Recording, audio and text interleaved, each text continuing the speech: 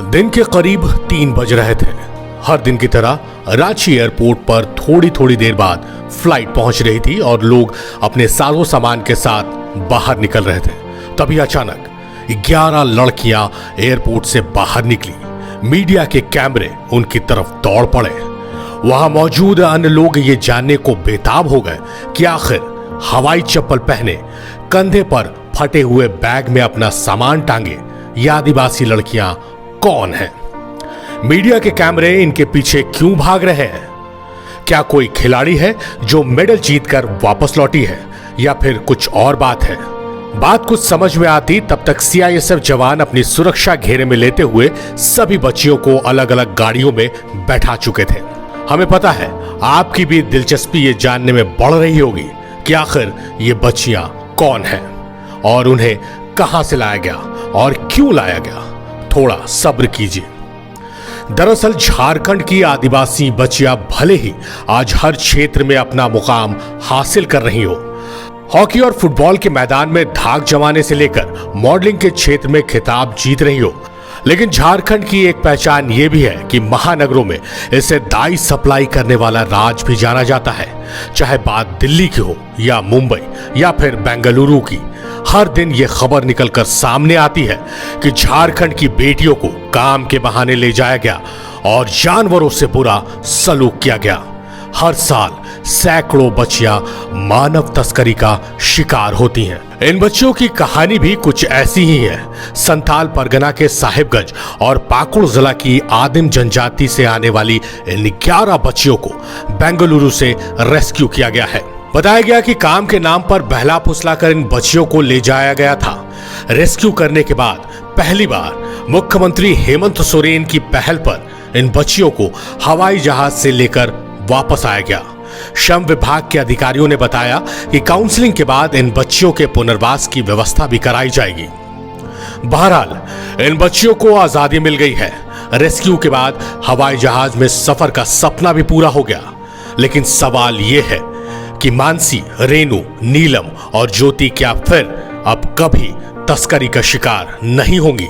सवाल इसलिए क्योंकि रेस्क्यू करवाने के बाद इनके लिए मुकम्मल व्यवस्था नहीं की जाती है, जिससे ये फिर एक बार रोजी रोटी की तलाश में तस्करी का शिकार हो जाती हैं। सवाल गंभीर है, जवाब ढूंढिएगा जरूर। 11 बच्चियां थीं जो साहेबगंज और पाकुड़ जिले की हैं और ये काम करने के लिए बेंगलुरु जा रही थी।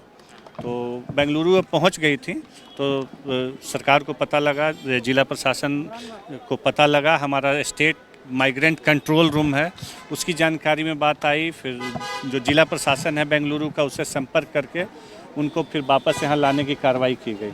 ये ज़बरदस्ती ले जाया जा रहा था? नहीं, ज़बरदस्ती देखिए अभी जो भी है ज़बरदस्ती का नहीं था। इनके पेरेंट्स की सहमति रही होगी, परंतु जो भी परिस्थितियाँ रही होंगी, अभी ऐसा नहीं है कि ज़बरदस्ती हम लोग कुछ ऐसा दावा कर सके चाहे बता सकें, परंतु इनको वहाँ ले जाया जा रहा था काम करने के लिए।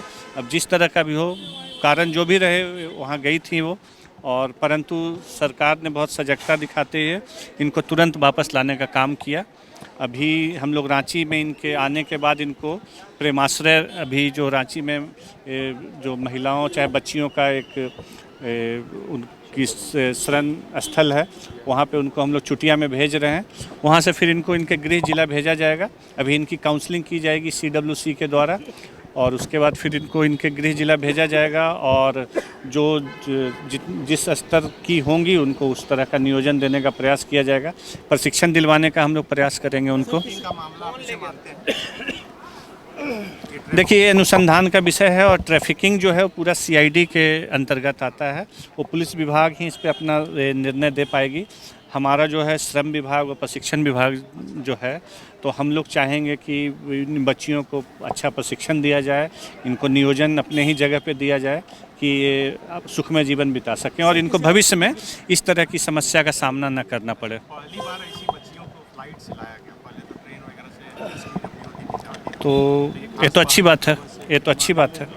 जी जी, ये अच्छी बात है कि इनको प्लेन से लाया गया। ट्रेन से देखिए, ट्रेन के माध्यम से बहुत सारा ध्यान रखने की आवश्यकता पड़ती है, वहाँ टीम चाहिए। प्लेन से आई, इनके लिए भी वो सरल तो नहीं बोलेंगे, इनका भी पहला अनुभव रहा होगा, पर इनके लिए था, आरामदेह था। ये प्लेन से आई, तत्काल आ गई और अब इनको जो भी ज़रूरी आवश्यकता है इनकी वो देखी जाएगी। और जो मैंने कहा कि ये काम करने जा रही थी तो इनको हम यहीं राज्य में ही नियोजित करने का, यहीं पुनर्वासित करेंगे और नियोजित करेंगे। एक्चुअली नियोजन अगर हो जाएगा तो पुनर्वास ऑटोमेटिक है वो। सर, किसी आरोपी की पहचान या गिरफ्तारी हो सकी? जी, अभी वैसा कुछ नहीं हुआ है। ये बहुत ही एक त्वरित कदम था सरकार की तरफ से, इनको लाया गया है। बाकी ये सब अनुसंधान का विषय है जो पुलिस के माध्यम से किया जाएगा। बायोम जो है मेडिकल प्रिपरेशन का एकमात्र संस्थान, जहां है complete digital classrooms, video lectures, student tracking system, library facility and 100% result oriented rankers batch. Biome, Hinoo एवं नगरा टोली, रांची।